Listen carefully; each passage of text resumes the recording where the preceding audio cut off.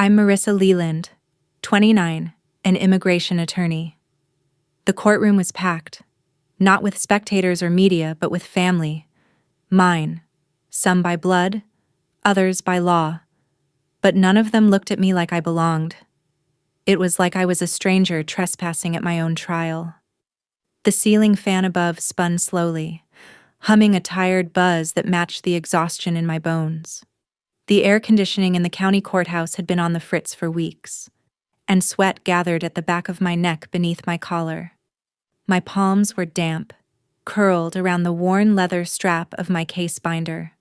Rows of wooden benches stretched behind me, filled with familiar faces, uncles, cousins, even my mother. She looked like she had somewhere more important to be. My father's second wife, Justine, whispered something into his ear, and he chuckled softly. None of them looked toward me.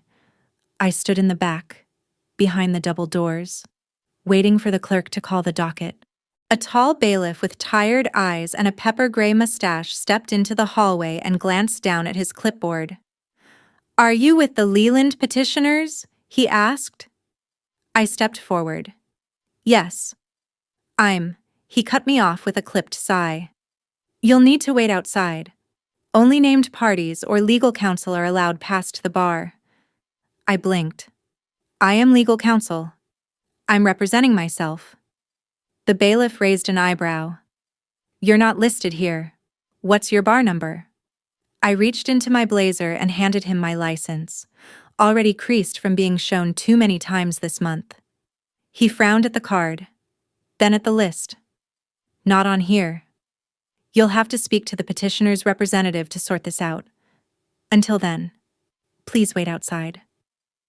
A few chuckles floated from behind him.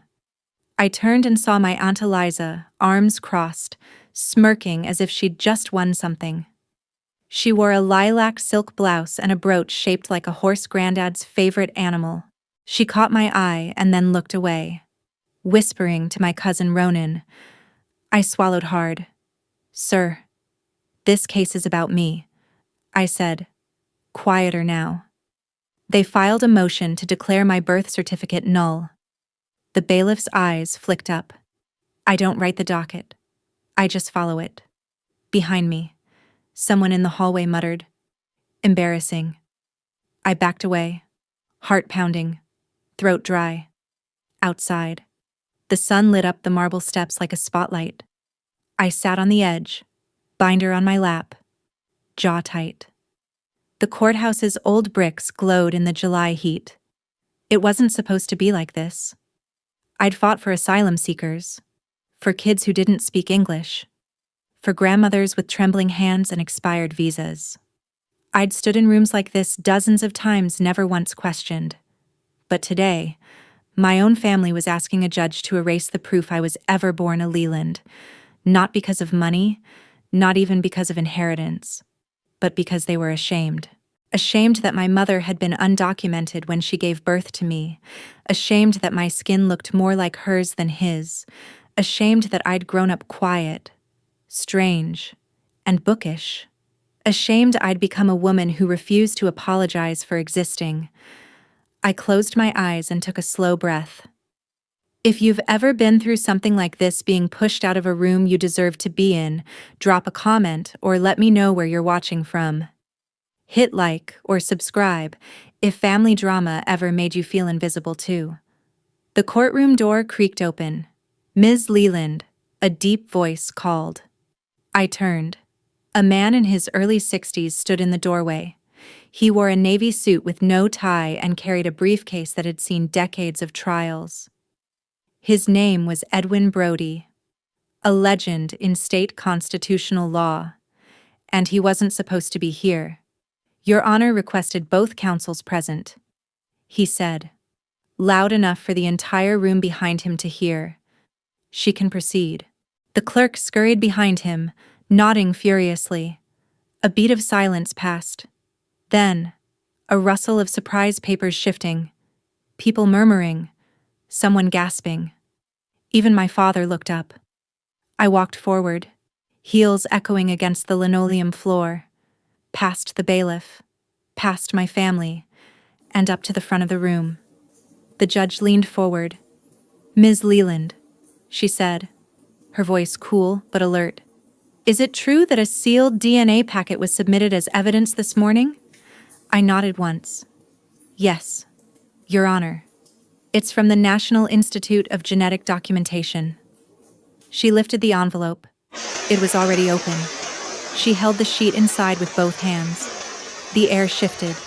Chairs creaked. The judge's eyes scanned the page. She looked back at me, then slowly, over her glasses, at the petitioners.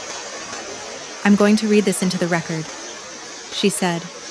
No one made a sound. I felt the weight of their stares cold, judgmental, bewildered, and for the first time in my life, I felt their silence bend towards something new. Not anger, not pity, but recognition.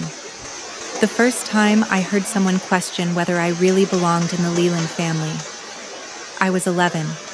It was Thanksgiving, and Aunt Eliza was carving the turkey with theatrical precision. Each slice fanned out like a performance.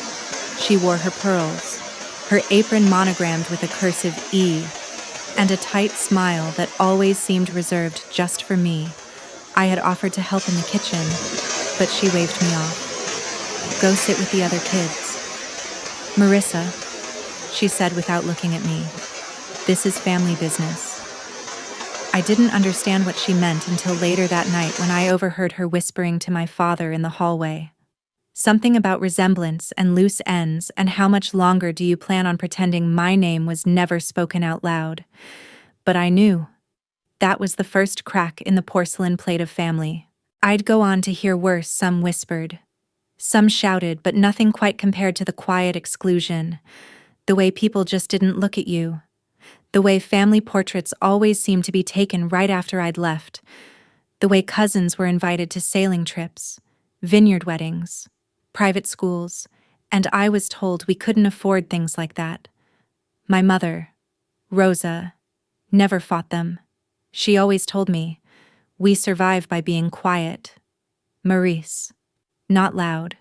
Her Spanish was laced with Veracruz softness, and her hands smelled of lemon soap and iron from working the laundry shift at a hotel downtown. I loved her fiercely, but I was tired of being quiet. By high school, I was in the top 5% of my class. I got a partial scholarship to one of the best East Coast colleges and scraped the rest together through grants, campus jobs, and more student loans than I want to think about. I didn't go home much. The Leland estate, old Southern money with white columns and wine cellars, felt like a museum where I didn't belong. The family had servants that looked more like me than anyone seated at the long oak dining table. College was freedom. I double majored in political science and Latin American studies. I was angry, driven, precise. I interned at immigration law clinics where I saw mothers weeping through bulletproof glass to reach their sons. I started translating cases. Then I started filing them. Eventually, I passed the bar. And I kept my name Leland because I wanted the world to see that contradiction out in the open. Rosa passed away shortly after my graduation. She never saw me in a courtroom. Never saw me get sworn in. Her death certificate listed undocumented next to place of birth, and natural causes next to cause of death. But I always felt like what really killed her was something deeper. Like she died under the weight of having to prove herself every single day. After she was gone, my father's silence grew thicker. We exchanged birthday cards, but never calls. I thought maybe, after I made partner at the firm, he'd reach out. He didn't. But Aunt Eliza did. She summoned me like royalty, an embossed card, written in fountain pen. "You are invited to a special family meeting concerning your role in the estate." When I arrived, everyone was already seated around the long mahogany table in the estate's library. Crystal decanters, oil paintings, books no one ever read. I wasn't offered a drink. They sat me at the far end of the table, the seat with the short leg that always wobbled. Eliza opened a folder and placed a document in front of me, a formal petition to disavow my legal status as a Leland based on fraudulent maternal documentation and genetic uncertainty. I blinked at it.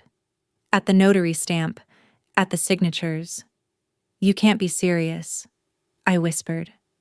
"Marissa," she said with that same smile she used at Thanksgiving. "We're not accusing you of anything, but this is about ensuring the estate's legacy isn't diluted." "Diluted?" I said, my voice cracking. Ronan chimed in, arms folded like a bouncer. "You're not one of us. It's always been obvious." My father didn't speak. He didn't even flinch. I stood up and left without another word. That night, I pulled every favor I had and filed a counter motion under heritage fraud and racial exclusion. My mentor, Edwin Brody, told me, "This is going to get ugly." I said, "It already is." The DNA test was my last resort. I sent away saliva samples to the National Institute of Genetic Documentation, using the highest level of verification: triple chain of custody, direct lab courier, sworn affidavit from the technician. No commercial kit could survive the scrutiny I knew this courtroom would throw at me. I was afraid, not of losing, but of proving them right. What if I wasn't a Leland by blood? What if my whole life had been an accident? Or worse, a lie? But fear is something you carry like a stone in your pocket when you grow up between two worlds. And I'd gotten used to the weight of it, back in the courtroom. As the judge unfolded that DNA report, all of those moments Thanksgiving, the seat with the short leg, the estate meeting flashed behind my eyes. I stood there, heart pounding, skin clammy, as she cleared her throat. In accordance with the verified chain of custody genetic testing, she read, "Marissa Rosa Leland is confirmed to be the biological daughter of Jonathan Leland with 99.9987% certainty." A gasp. Then silence, the kind of silence that cracks the air. My father's mouth parted, just slightly. Eliza's face turned a pale, cold white. The judge continued reading, now addressing the courtroom with restrained disapproval. "This court sees no legal, moral, or scientific basis for the petition to remove Ms. Leland's birthright. The motion is denied with prejudice. Furthermore, the court notes the discriminatory nature of the petitioner's argument, and I caution this family against abusing the legal system for purposes of exclusion." The gavel struck once, sharp, final. But the real verdict was in the eyes of every person behind me. Their faces said what words never could. Not apology, not regret, just disbelief. And, for the first time, fear. I turned slowly to face them. Their gazes didn't burn like they used to. They recoiled, not because I was dangerous, but because I was undeniable. I took my seat again, quietly placing my binder on the table. Brody leaned in and whispered, "Now they know who they were trying to erase." I didn't smile. I didn't cry. I just breathed. Deep. Full. Like I had lungs again. After the ruling, the courtroom emptied with uncomfortable speed. I watched my family file past me, avoiding eye contact as if my presence stung their eyes. No one stopped. No one said a word.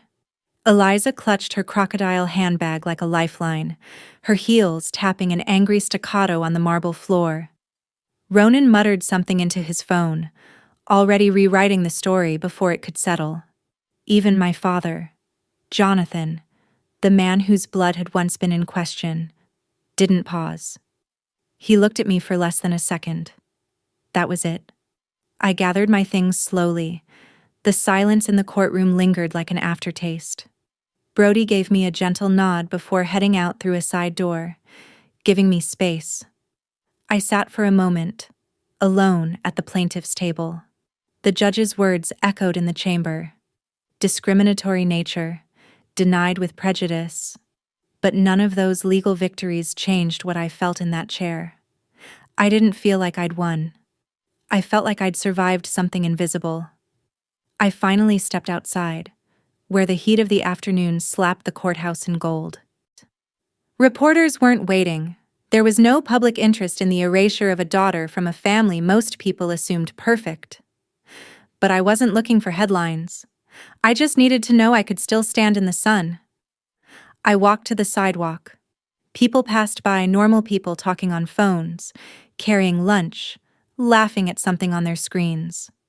My world had shifted, but theirs hadn't. Isn't that always how it goes? The next few days passed in fragments. My office inbox flooded with vague congratulations and subtle questions. Heard you had a big win, want to grab lunch. My firm had stayed quiet throughout the case.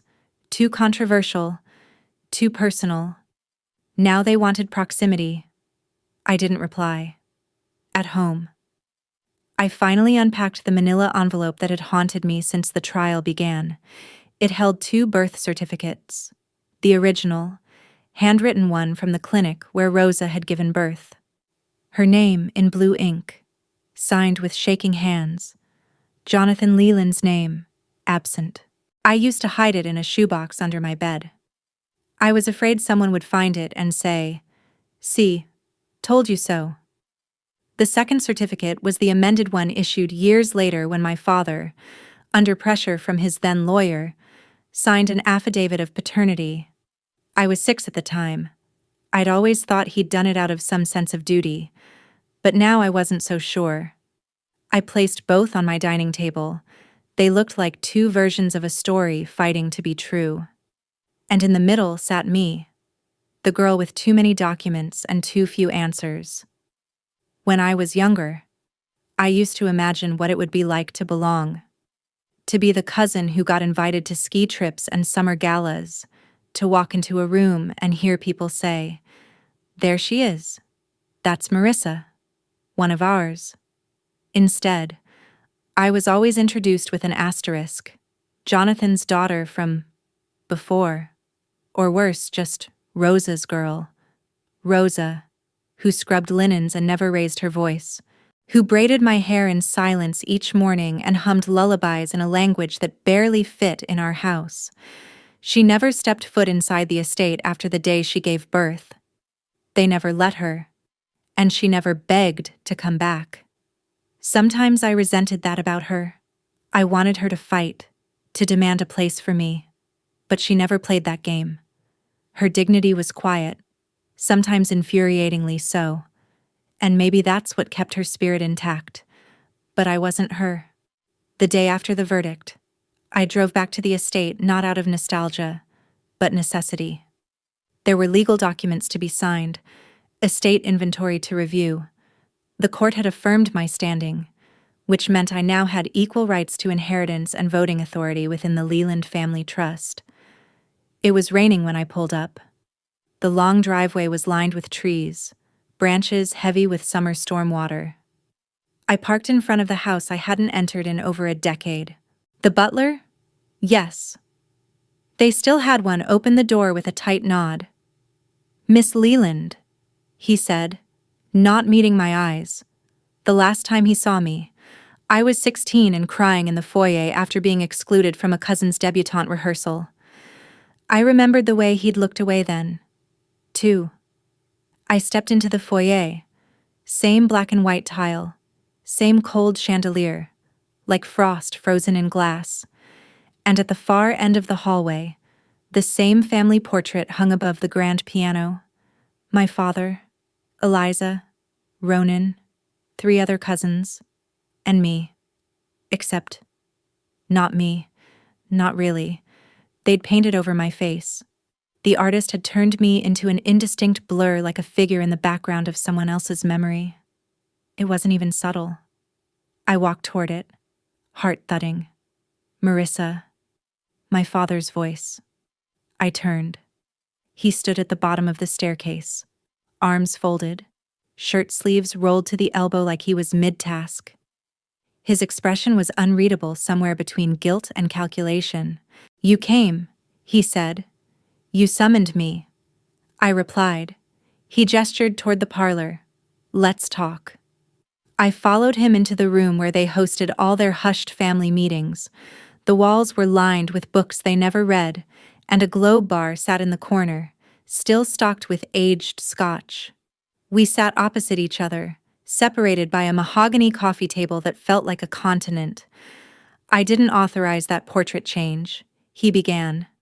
But you didn't stop it, I said. He exhaled. You have to understand the pressure, the board, the reputation. You were born under complicated circumstances.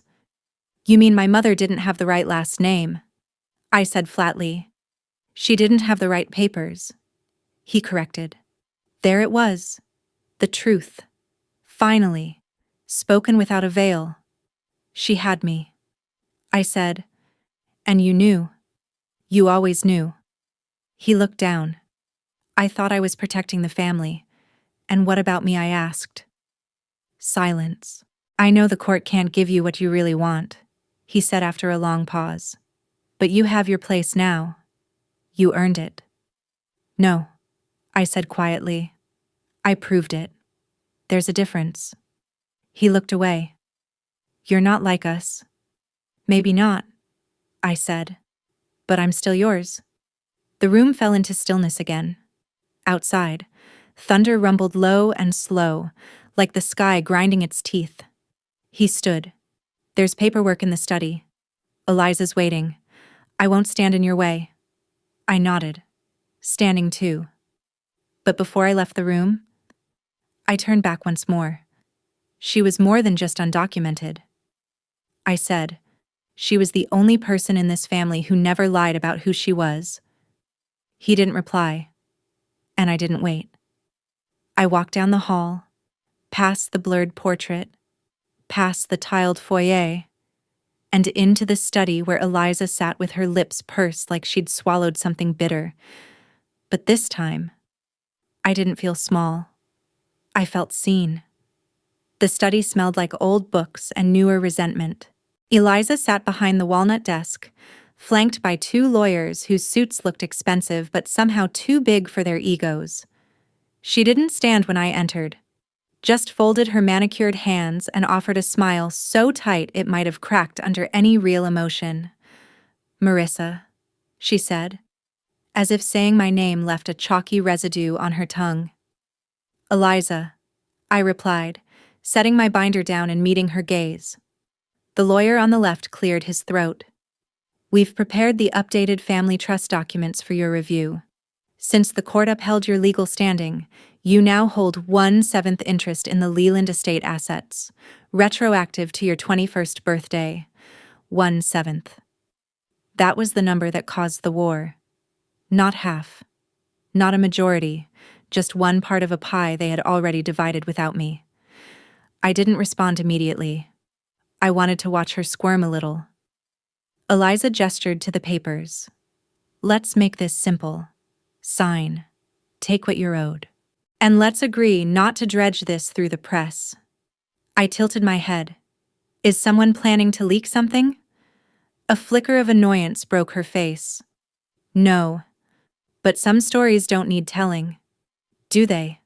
I disagree. I said. Some stories need telling precisely because people like you spend so much energy hiding them. The lawyer winced slightly. The other leaned forward and pushed the documents across the desk. Eliza, please, he murmured. Let's stay on script. She took a slow breath and forced another smile. Look, Marissa, we've all made mistakes. You've made your point. The court ruled. You've proven your lineage. Let's not make this uglier than it needs to be. I leaned back in my chair, flipping through the papers. It was all there. My name, my share, the dates, the values. But none of it felt like validation.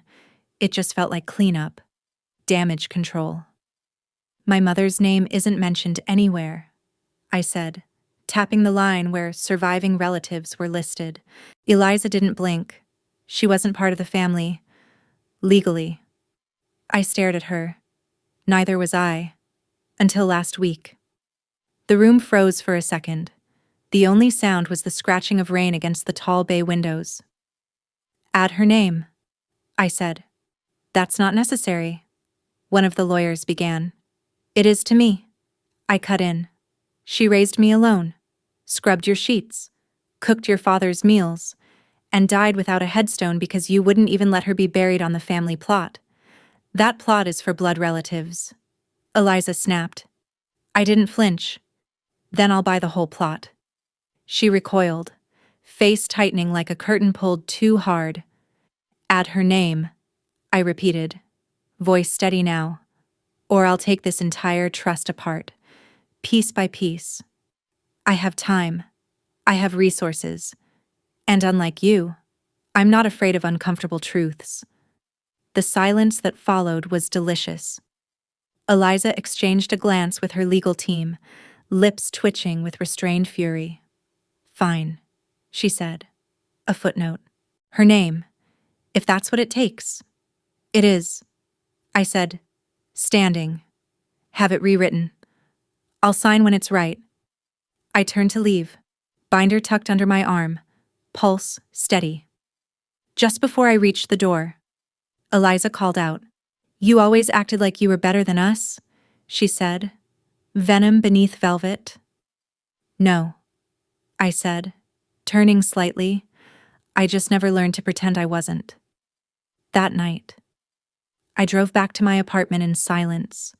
The storm had passed, but the streets still shimmered with puddles, catching neon signs and headlights like mirrors too fragile to hold any truth for long. I thought I'd feel triumphant. I thought this would be the moment where everything finally felt worth it.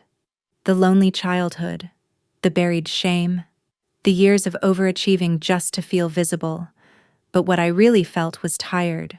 Not the kind of tired sleep can fix. The kind of tired that lives in your bones. That comes from being unwanted for so long that even winning starts to feel like another form of grief.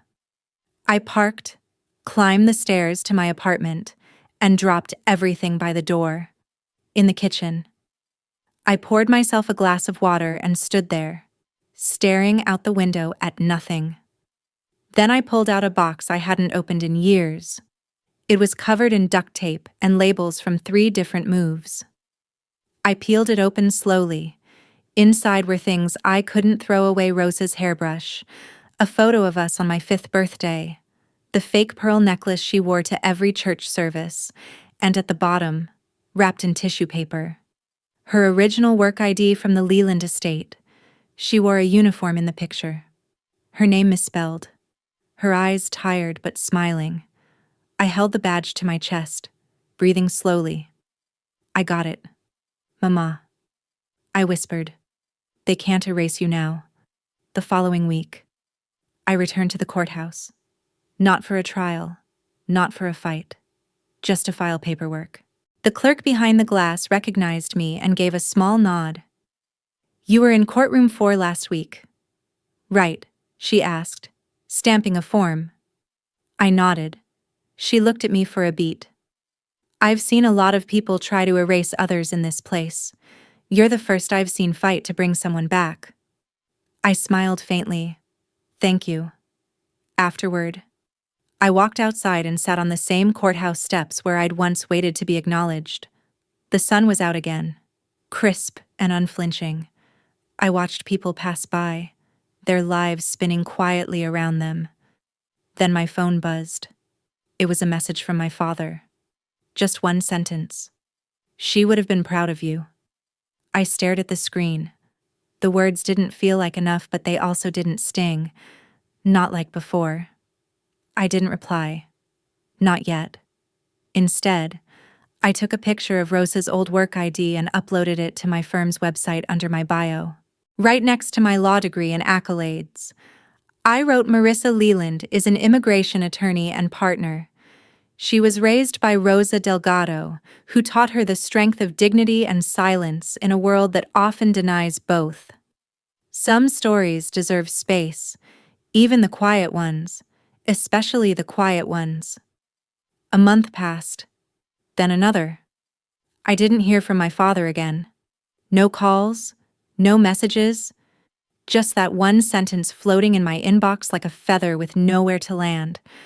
I didn't delete it, but I didn't answer either. I spent most days at the office, buried in case files. Immigration law is a strange kind of heartbreak. You win a motion for someone to stay, and then you watch them live in fear anyway.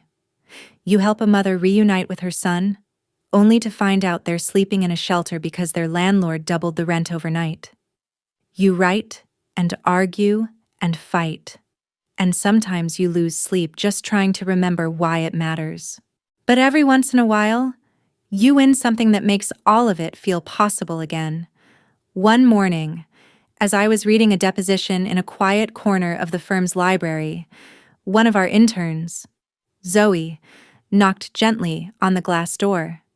She was young, 22 maybe, and still wore her idealism like an overcoat she hadn't realized was too heavy yet. "There's someone here asking for you," she said, eyes uncertain. "Client? I don't think so."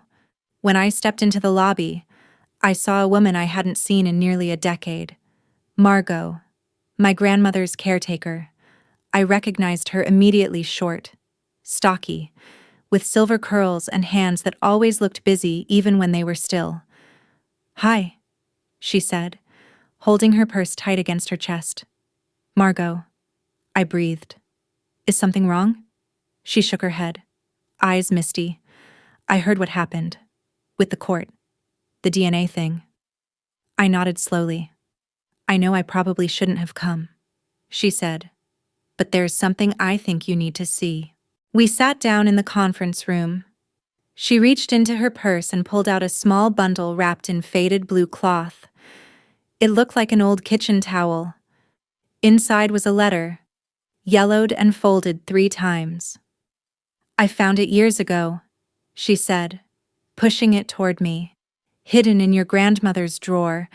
I wasn't sure what it meant, and I didn't think it was my place. But after the trial, I thought maybe now it's time." I unfolded the letter with trembling fingers. It was dated April 1994, a few months before I was born. It was written in my grandmother's looping cursive. The ink had faded in places, but the words still breathed. "Jonathan." She came to the door again today. Rosa, pregnant. She looked tired and proud, and so young. "I told her what I told you. The family won't accept this. You've made your choices, but this child will not bear our name unless you make it official. I don't want secrets in this house. Either you claim her, or she disappears. Choose." "Mother?" I stared at the paper. My throat burned. She knew. I whispered. They all knew. Margot nodded slowly. "Your grandmother made your father swear he'd never talk about it. That he'd take care of Rosa quietly, but not publicly. That's why she was never invited back. That's why her voice caught. That's why they treated you like you were something shameful." I folded the letter again. Slower this time. "What was Rosa like?" Margot asked softly. "I only saw her once or twice, always from a window." I smiled faintly. "She liked coffee so strong you could smell it in another room. She danced when she cleaned, always barefoot. And she used to sing to herself in Spanish when she didn't know I was listening. Not loud, just soft, like a secret." Margot blinked away tears. "I'm sorry, Marissa, for everything." I didn't say anything, just reached across the table and squeezed her hand. Later that week, I visited Rosa's grave. It was modest, just a flat stone beneath an elm tree in a public cemetery a few miles outside the city. No statue, no bench, no family name etched in marble beside hers. Just her first and last name, her birth and death years, and a line she'd asked for before she passed. She lived quietly, but she lived. I knelt beside it, brushing away fallen leaves. "I found it," I whispered. "The letter." A breeze lifted the hem of my coat.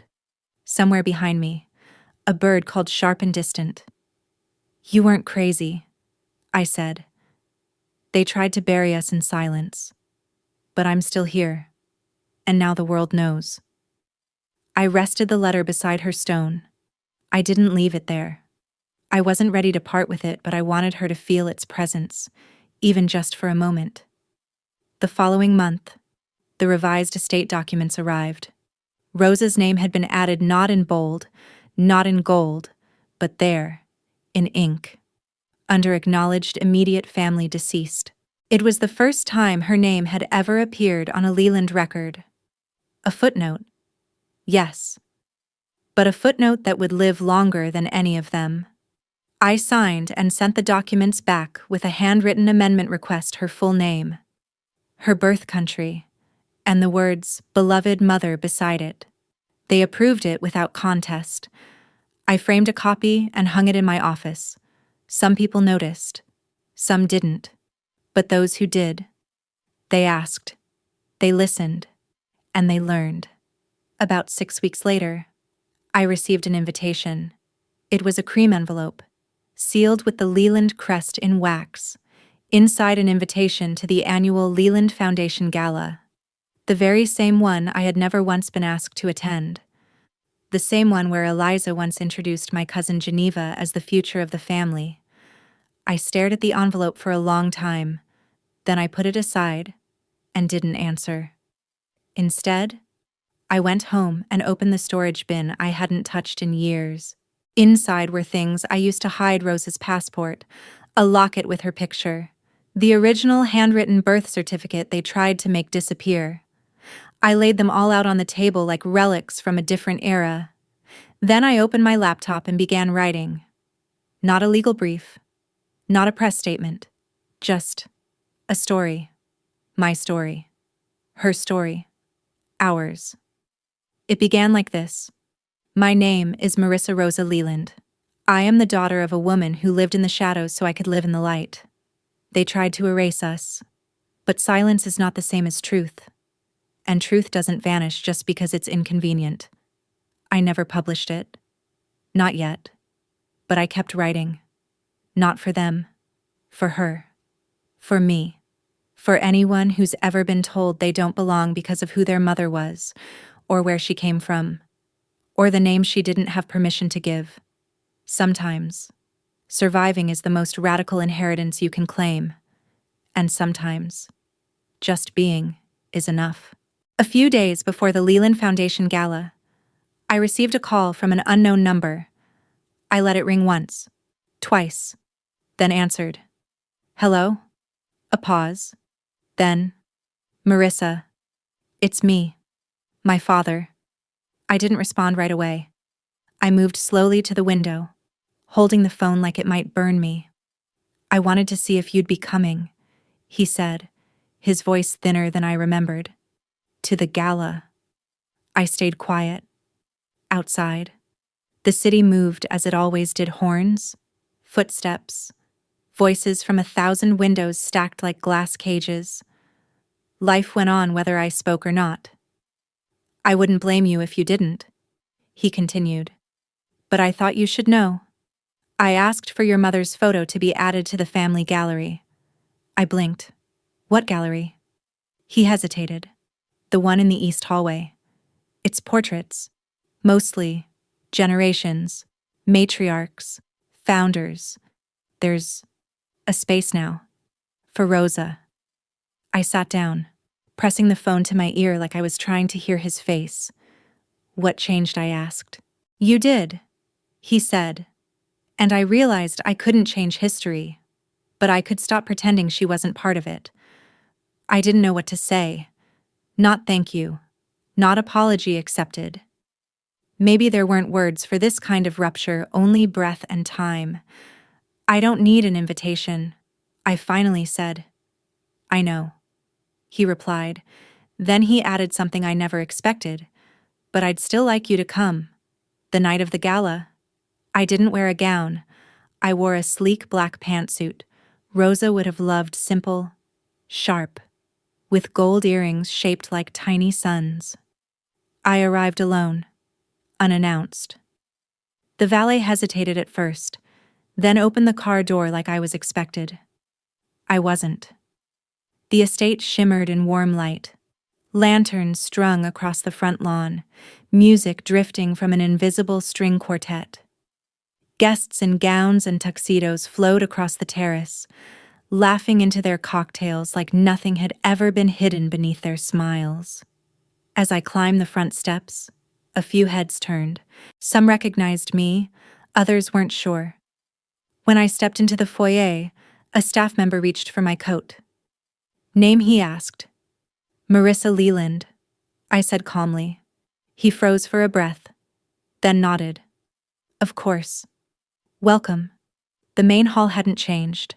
Still the same marble floor, the same massive chandelier like frozen lightning. But what had changed was how I walked through it. Not like a guest, not like an outsider, but like someone who belonged to herself. I wandered into the east hallway.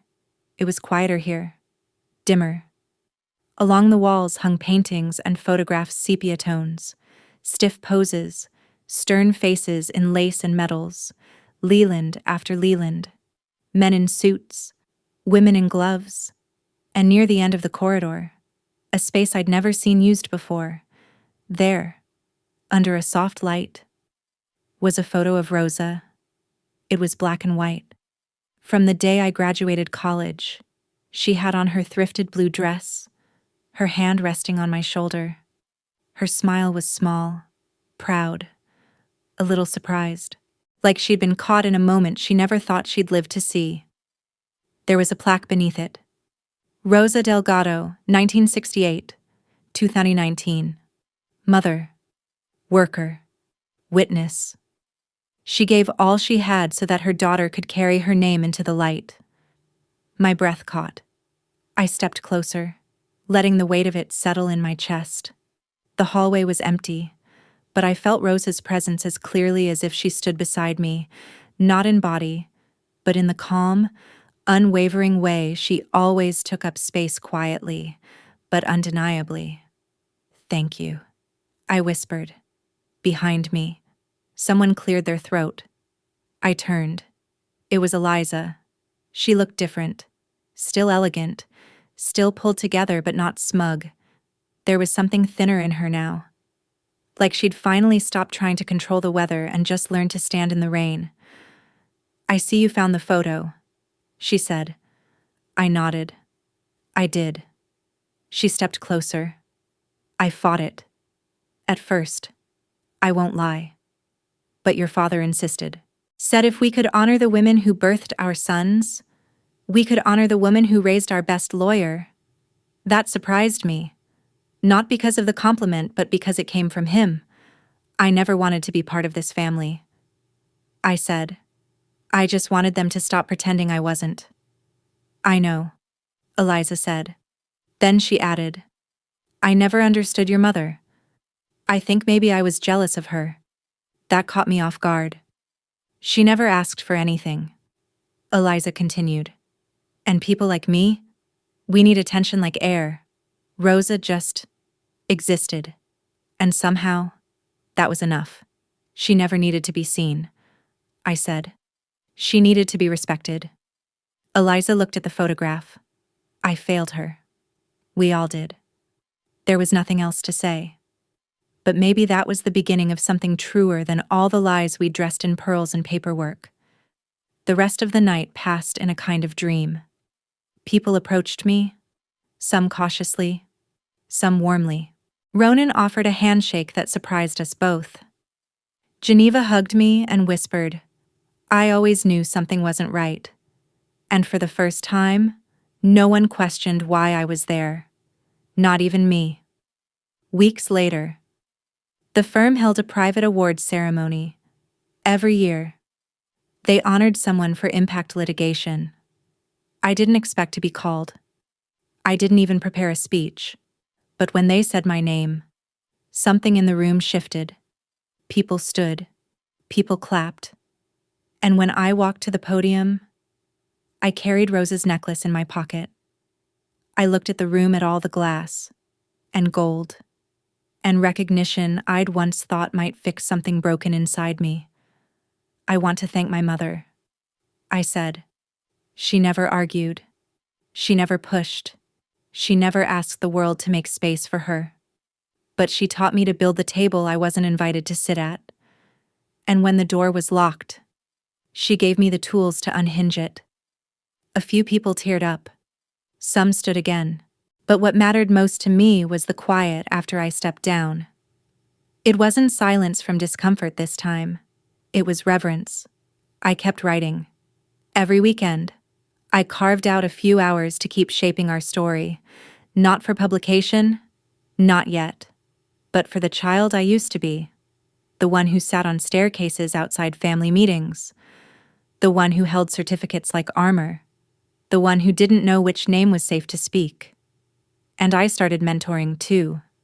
Law students, mostly.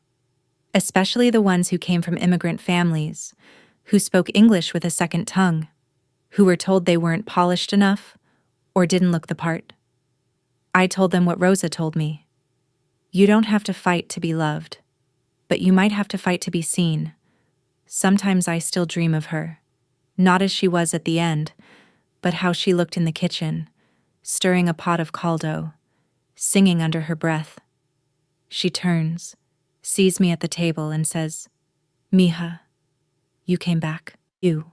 And I always answer, "I never left." It was a cold morning in November when I returned to the house where I was born, not the Leland estate, not the firm, not the apartment I had curated over the years with deliberate independence and unspoken pride, but the tiny walk-up on 8th and Hemsworth, where Rosa brought me home in a thrifted bassinet with a fraying lace edge. The building was still standing barely. Cracked brick walls, a rusted gate, ivy overgrown around the railing. The same mailbox cluster where the neighbors used to leave tamales wrapped in foil for each other during the holidays. I hadn't been back since I was a teenager. I used to be ashamed of this place, of the peeling paint, the creaking stairs, the leaky faucet Rosa could never afford to fix. But now I wanted to see it again, to remember it as it really was. Not as something to run from, but something I carried. The new tenant was a middle-aged woman with 2 young kids. I'd called ahead and offered a donation to her housing co-op in exchange for 10 minutes to look around. She was kind, welcoming. She said, "You're Rosa's girl, aren't you?" And just hearing that name spoken with warmth again undid something inside me. The apartment looked smaller than I remembered. The kitchen tiles had been redone, but the windows still stuck when you tried to open them. The radiator still clanked with its offbeat rhythm. The corner where my childhood bed once stood was now a play area with plastic trucks and crayons scattered like confetti. "She used to hang plants up there," I said, pointing to the window. "Pothos. Because she said they grew even when you forget to water them." The woman smiled. Resilient. Like her daughter. I didn't stay long. I didn't take pictures. I just stood in the center of that one-bedroom apartment and breathed in the air that had once shaped me. The space wasn't haunted, it was holy. It smelled of history and heat, and the memory of 2 lives making something out of nothing. Before I left, I asked if I could leave something behind. I reached into my bag and pulled out a photo I'd kept hidden for years. It was of Rosa holding me outside that very building, squinting into the sun. Her smile lopsided but real. I taped it inside the pantry door, just like she used to do with notes and grocery lists and prayers. Let the walls remember her. That December. I was invited to speak at a law school conference. The theme was heritage and justice. And I hesitated at first. I wasn't a natural speaker, I preferred writing, quiet courtrooms, arguments sealed in ink. But something about the title pulled me. I opened my talk with a simple question. What happens when the law is used not to protect, but to exclude? I watched the students lean forward. Some scribbled notes. Others stared like they already knew the answer, but needed permission to say it out loud. I told them about Rosa, about the trial, about the silence I lived in for most of my life, not because I was voiceless, but because I was conditioned to think my voice didn't matter. There are many kinds of erasure, I said. Some come in the form of documents, some in dinner tables where your chair is never pulled out, some in the names they refuse to say. I didn't cry. I didn't shake. I stood in my own name, on my own terms. And when I finished, the room rose to its feet not for the story, but for the truth it carried. Afterward, a young woman approached me, tears in her eyes. My mom's undocumented, she said. She cleans offices at night. She tells people she doesn't speak English, so they leave her alone. I held her hand. She's not alone, I said. She's a whole history. The new portrait of Rosa was unveiled in the Leland estate 3 weeks later. This time, it wasn't a grainy photo. It was a commissioned painting, oil on canvas. Her face captured in stunning realism, high cheekbones, proud brow, warm eyes. She wore the pearl necklace I had tucked into her coffin. Her hand rested on a book. And behind her was a simple kitchen backdrop, our kitchen. They put it in the family dining room, the heart of the estate. Eliza didn't say much during the ceremony, neither did my father. But their silence was no longer a weapon, it was just space. Space where something new could grow. And when the younger cousins looked up at the painting and asked, "Who was she?" they got to hear the truth. Not the edited version, the whole truth. She was a Leland, Geneva told them, whether anyone wanted her to be or not. That winter, I took a break from the firm. Not because I was tired of working, but because I needed to rebuild something quietly inside myself. I traveled to Veracruz, where Rosa was born. I walked through her childhood village with a translator and an old photo in hand, stopping people to ask if they recognized her. One woman did. An elderly baker with hands dusted in flour and memories. She was fast. The woman said in Spanish, ran everywhere, climbed trees, wrote poems on walls with chalk. I stayed in Veracruz for a week, met distant cousins, ate tamales wrapped in banana leaves, listened to church bells echo through stone plazas at dawn. At the village edge, there was a river. I sat by it one afternoon, holding the notebook I'd carried since the trial, the one filled with our story.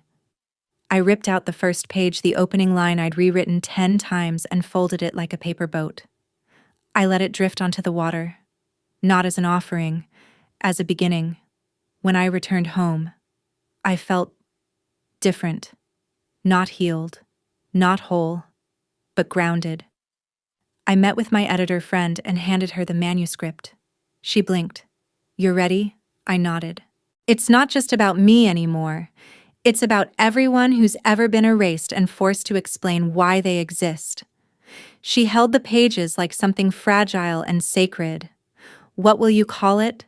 I thought about Rosa's favorite phrase, the one she whispered when things got hard, the one she murmured when the rent was due, or the bus was late, or the laundry soaked through again. "Hay luz aunque no la veas." There's light even when you can't see it. So I told her the title, In the Light of Her Name. She smiled. "We'll publish it in spring." That night, I stood by my window, looking out at the city. Snow had started to fall soft, aimless, settling on rooftops and roads like it had nowhere to be. And for once, neither did I. I wasn't waiting to be called, or claimed, or corrected.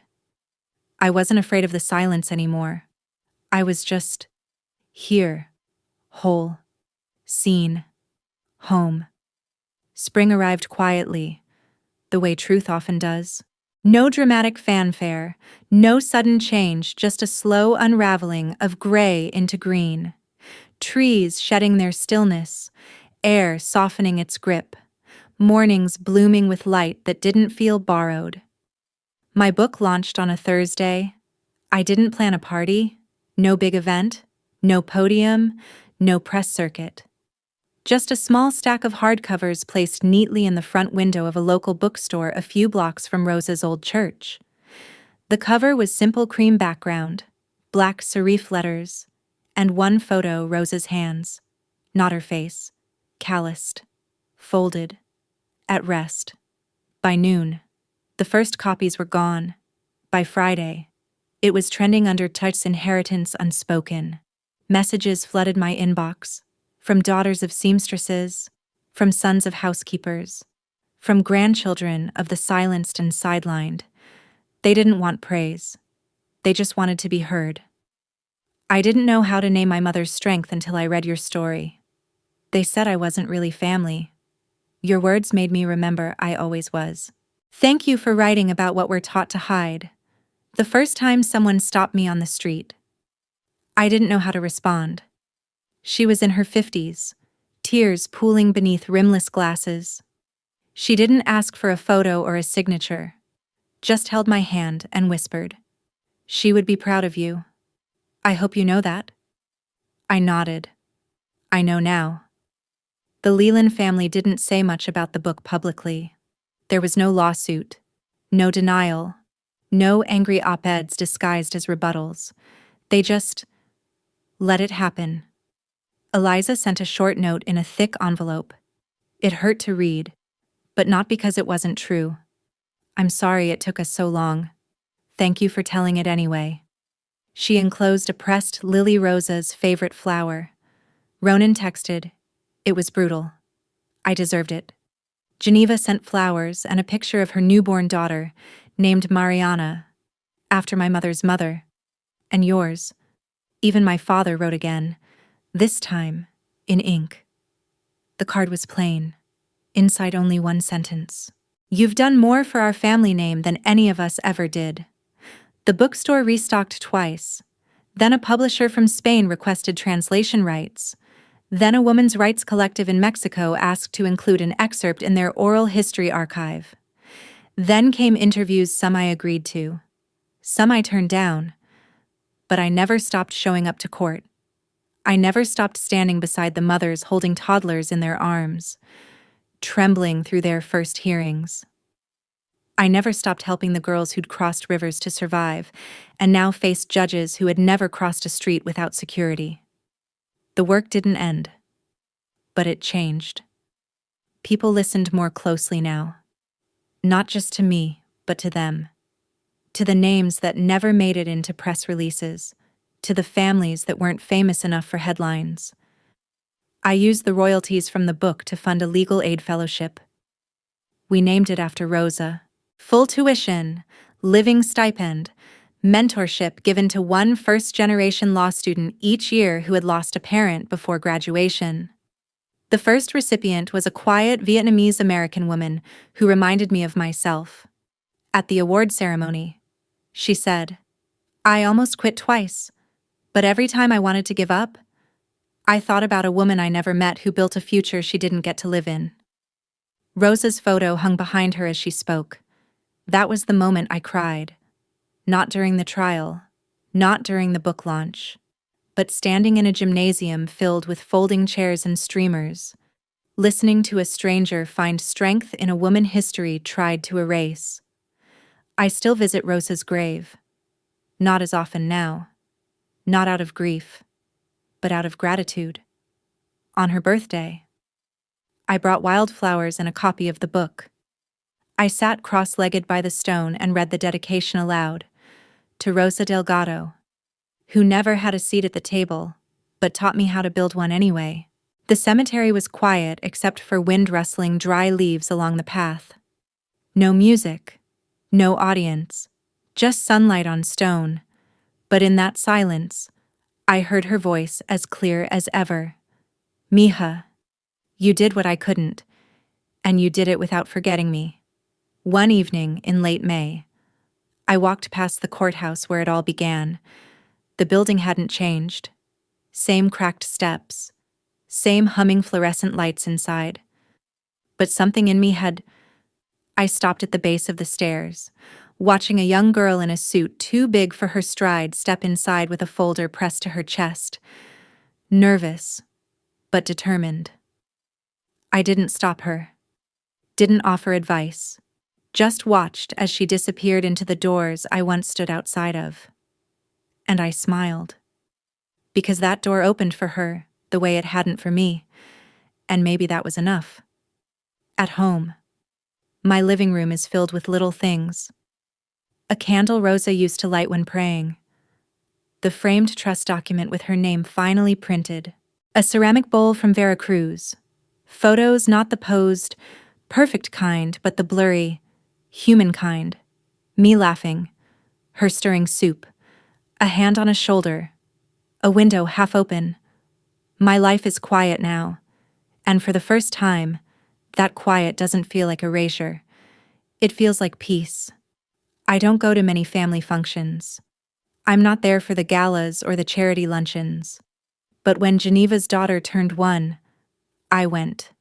Because she asked. Not out of guilt or duty, but love. The party was in the estate garden. I stood by the roses Rosa used to trim. Geneva handed me her daughter. She has your eyes. She said. No. I whispered.